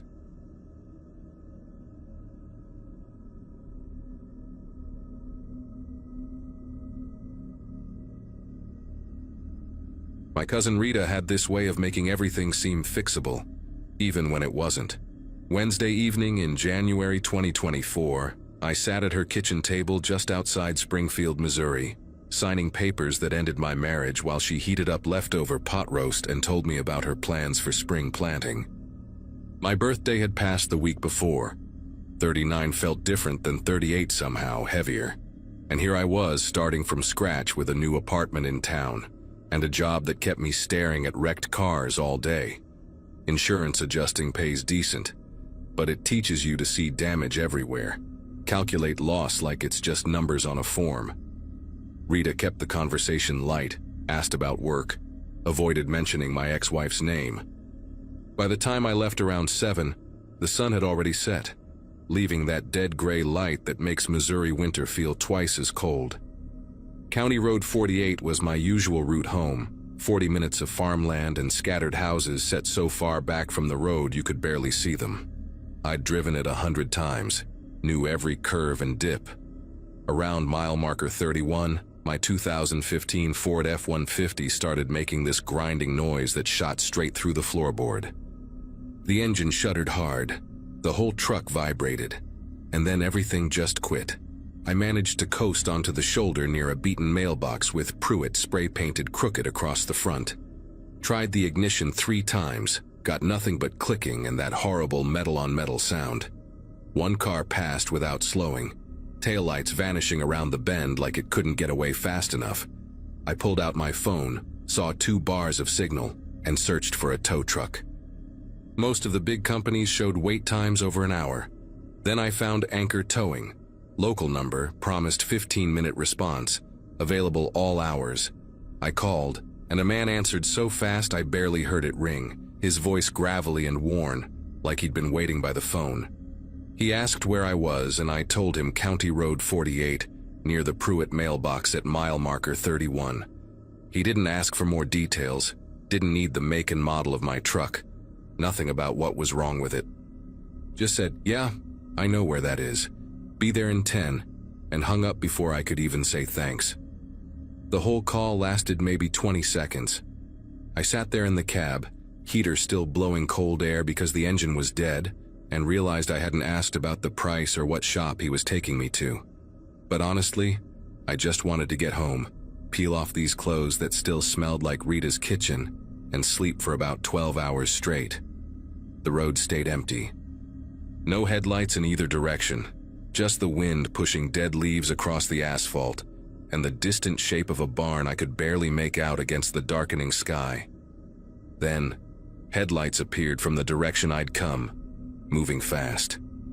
Way faster than you'd expect a tow truck to move, especially on a road like this with all its turns. The lights swept around the bend, and I could see it wasn't one of those big professional rigs with the company name plastered across the side in bright letters. It was a Chevy Silverado, maybe early 2000s, dark blue or black, hard to tell in the fading light.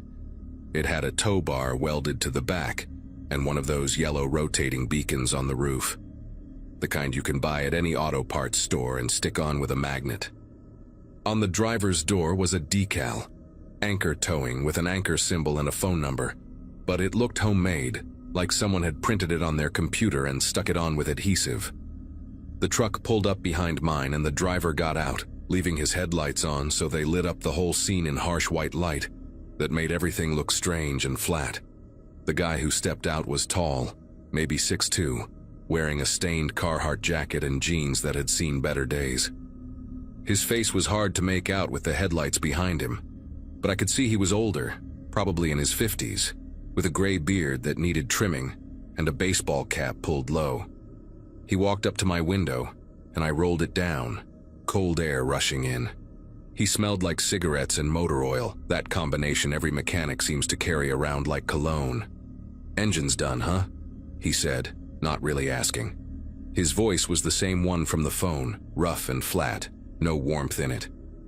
I nodded and explained the grinding noise, how everything just died, and he listened without looking at me, his eyes scanning my truck like he was appraising it. When I finished talking, he just said, "I'll hook you up, take you to my shop. It's about 20 minutes from here, just off Highway 12. He didn't mention a price, didn't ask if I wanted to call anyone, didn't hand me a business card or a form to sign. He worked fast, moving around to the back of my truck with a chain that clanked loud in the quiet. I got out to watch, mostly because sitting in the cab doing nothing made me feel useless, and also because some part of me, the part that spends all day documenting accident scenes, wanted to see how he was rigging it up. The setup looked solid enough, chains looped through the frame, hooks secured, but there was something sloppy about it, like he'd done this 1,000 times and stopped caring about the details.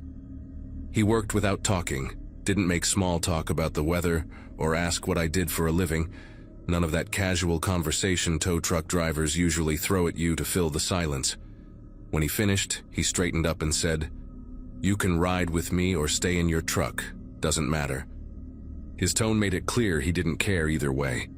I hesitated, looking between his Silverado and my F-150, and something in my gut twitched, just a small, uncomfortable feeling I couldn't name. But I was tired, emotionally wrung out, and this guy was my ride.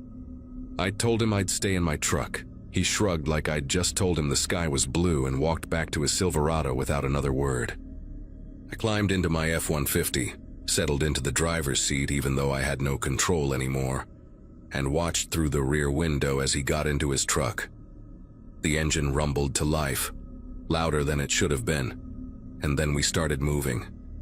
The jerk when we first pulled onto the road was rough, rattled my teeth, but then it smoothed out into this weird gliding feeling, being pulled along by someone else's momentum.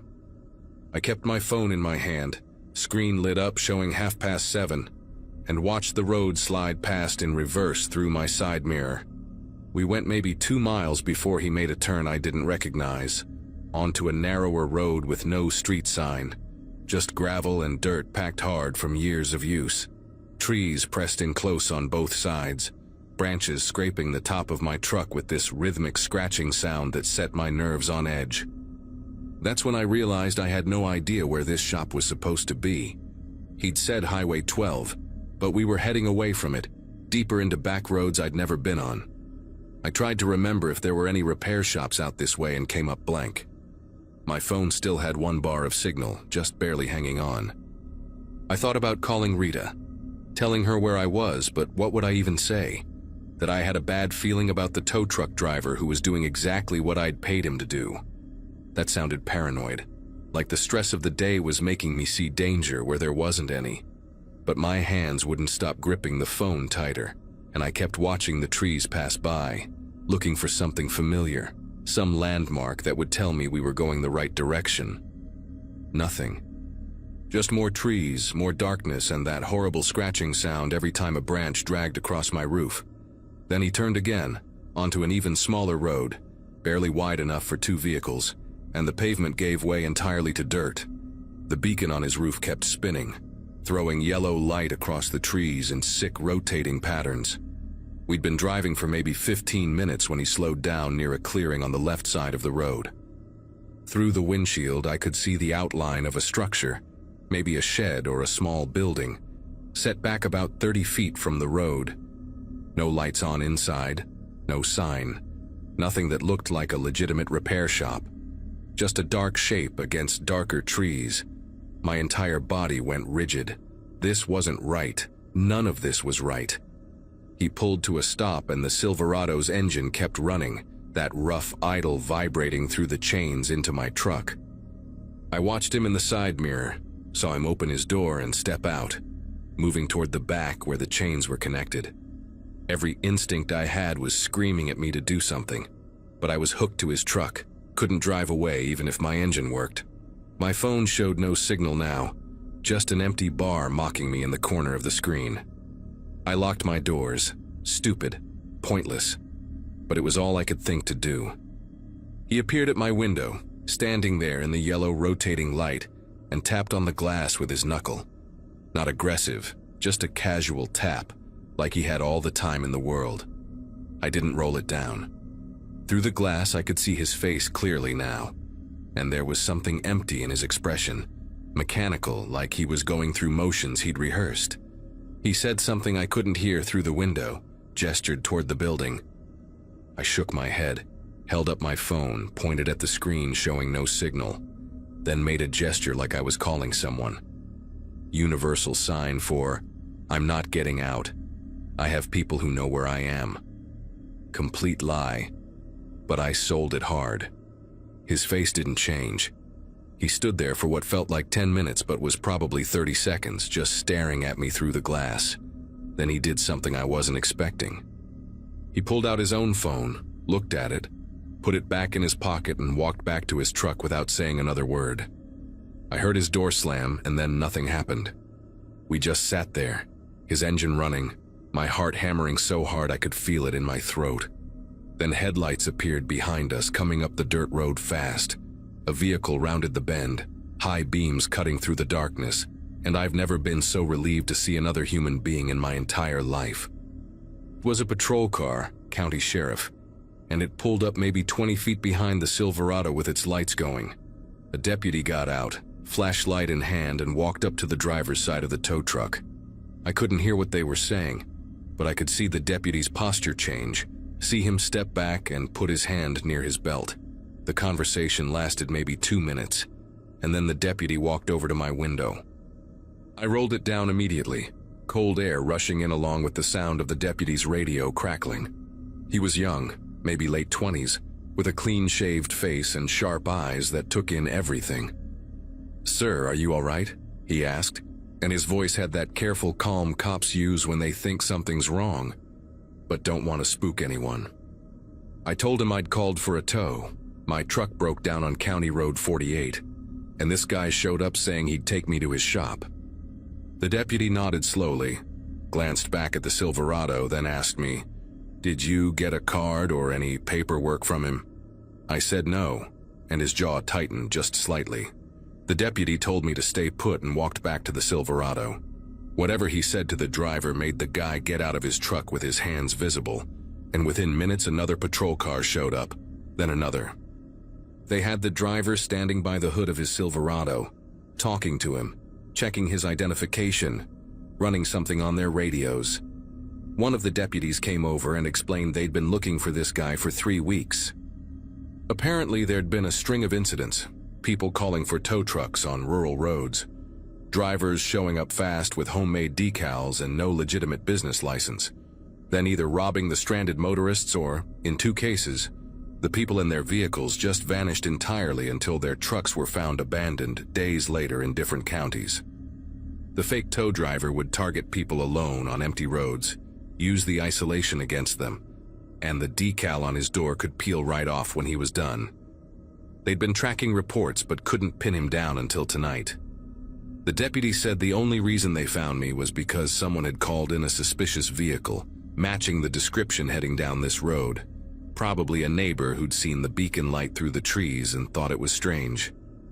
They unhooked my truck right there on the dirt road and called a legitimate towing company out of Springfield to come get me.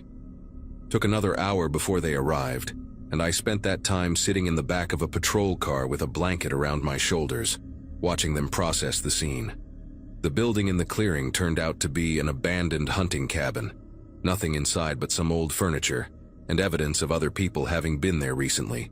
Rope, duct tape, a toolbox. The deputy who'd found me said I'd gotten lucky in ways I probably didn't fully understand yet. That staying in my truck and refusing to get out had likely saved my life. When the real tow truck finally showed up, a bright red rig with the company name in huge letters and a driver who had paperwork and a business card, and asked me a dozen questions about my insurance, I felt like I could breathe again. They took me and my F-150 to a shop in town, and I called Rita from there around midnight to tell her what happened. She cried, which made me realize how close I'd actually come to not making that call at all. The guy they arrested turned out to have a record: assault, theft, a bunch of other charges going back years. I had to give a statement to the police, went through the whole thing again in detail, and they told me I'd probably have to testify if it went to trial. I said I would, absolutely, whatever they needed. That was 3 months ago now, and I still won't drive County Road 48 at night. Still check the credentials of any service person before they touch my vehicle. Still get a knot in my chest when I see a tow truck beacon spinning in the dark.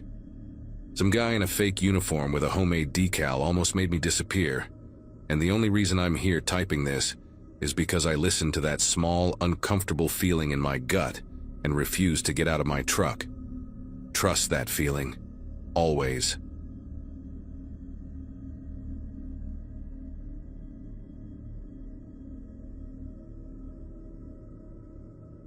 Folks around our town always said the bridge at Mason Creek had a bad feeling to it. It sits about 3 miles past the diner where I work, tucked behind a patch of pine trees and fog that never really lifts. The asphalt there crumbles into dirt, and when the wind blows through, it whistles through the cracks like the bridge is breathing. I had lived in Claymore all my life, waiting tables since I was 18, and I knew every regular's car by sight. That is why, when I drove home after my shift one night and saw a silver Honda parked near the guardrail with no lights on, it caught my attention immediately. At first, I figured someone broke down. Happens all the time when folks take the back roads to avoid the state patrol. But when I passed by the next night and saw a different car in almost the same spot, an old maroon Buick this time, I felt a strange sense of repetition that stuck with me. People in town started whispering about it too. A delivery guy said he'd seen 3 cars left there in the last week, always after midnight, always gone by morning. Nobody knew who they belonged to, and nobody really wanted to stop and check. Then came the night I noticed a beat-up blue Ford Fusion parked right under the bridge's main arch. I recognized it right away. It belonged to Casey, one of the waitresses who worked the late shift with me at the diner. Casey had been covering extra hours because her boyfriend lost his job, and she usually left around the same time I did. Seeing her car sitting there, engine off, door slightly cracked open, made my chest tighten in a way I can't fully describe. I pulled over a little ahead of the bridge, cut the headlights, and just sat there, watching the Ford. The whole place was quiet, the kind of quiet that presses against your ears. The bridge lights had gone out years ago, so the only thing I could see was the faint gleam of metal from the car's bumper catching my high beams. I called Casey's phone, no answer. Tried again, nothing. That was when I noticed a faint flicker of light inside her car, like someone using a flashlight or maybe a lighter. It blinked twice, then disappeared. For a few seconds I thought about turning around and pretending I never saw it. But curiosity has always been my worst habit. I stepped out of my car, leaving the engine idling just in case I needed to bolt. The air smelled like wet iron, sharp and heavy. My shoes crunched against the gravel as I moved closer to Casey's car, calling her name softly. No answer. I peeked through the driver's window and saw her purse still on the seat, Her phone face down beside it, the screen cracked. But the back seat was empty. That small light I'd seen earlier wasn't there anymore, and the silence felt deeper, as if the woods had stopped breathing too. Something about that bridge always messed with radios, but I had my work walkie-talkie in my apron pocket from the diner. It wasn't meant for long distance, yet a faint voice came through when I turned it on. Static first, then a man's voice. Steady, low, like he was talking right next to my ear. "You out here too?" he said. I froze in place, listening. The signal hissed, then he spoke again. "Bridge is quiet tonight, just the way I like it." His tone was calm, almost conversational, which somehow made it worse. I backed away from the car, keeping my eyes on the dark stretch of bridge ahead. There were faint tire marks near the guardrail, fresh ones that hadn't been there before. That was when I heard it. The slow grind of a diesel engine starting somewhere beyond the trees. The kind of deep rumble you feel in your ribs. The sound echoed under the bridge, bouncing around like it had nowhere else to go. I crouched behind Casey's car, heart hammering, and watched as a semi-truck's headlights blinked on in the distance. It crept forward like it was stalking something. The driver never used the horn, never flashed the brights, just rolled closer until the grille reflected in the water beneath the bridge. I caught a glimpse of the trailer's paint, dull red with peeling white letters that might have once spelled a company name.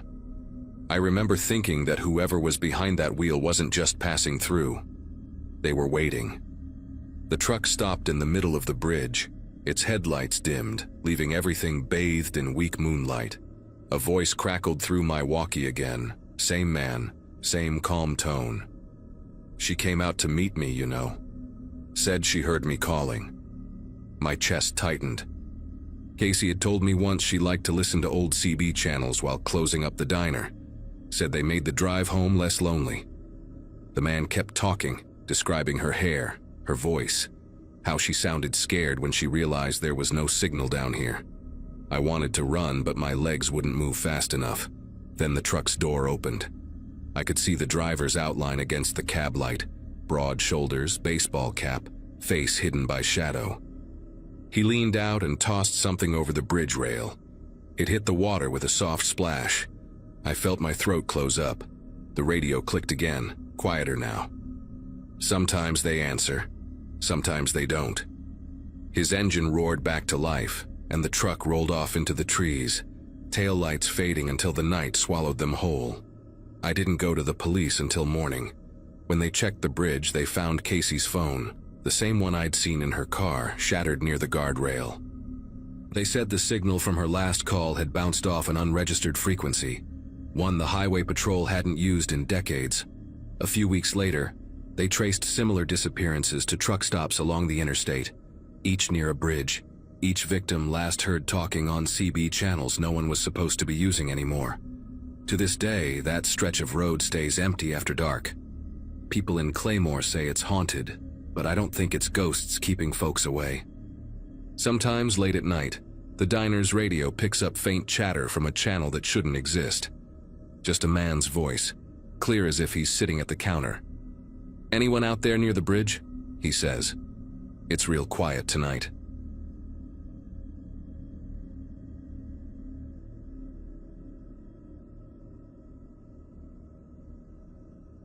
Classes had been exhausting that semester, and I was desperate for a quiet weekend to make some money. When my roommate mentioned a family who needed a babysitter for 2 nights, it felt like a perfect break from the campus chaos. The family lived in a tidy 2-story house on the edge of a small Oregon town. Quiet, tree-lined streets where everyone seemed to know each other. The mother, Erin, met me at the door with the kind of warmth that felt practiced, but not unkind.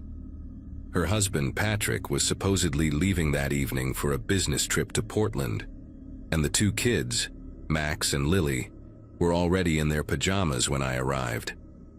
Erin gave me a quick tour of the house, moving a little too fast through each room, pointing out the snacks, the camera monitors, the back door, the alarm code.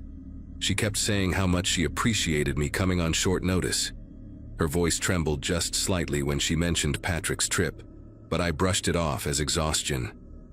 Before she left, she kissed both kids on the forehead, reminded me not to open the door for anyone, and promised to be back by late morning. When the door clicked shut, the silence in that big house felt heavier than it should have.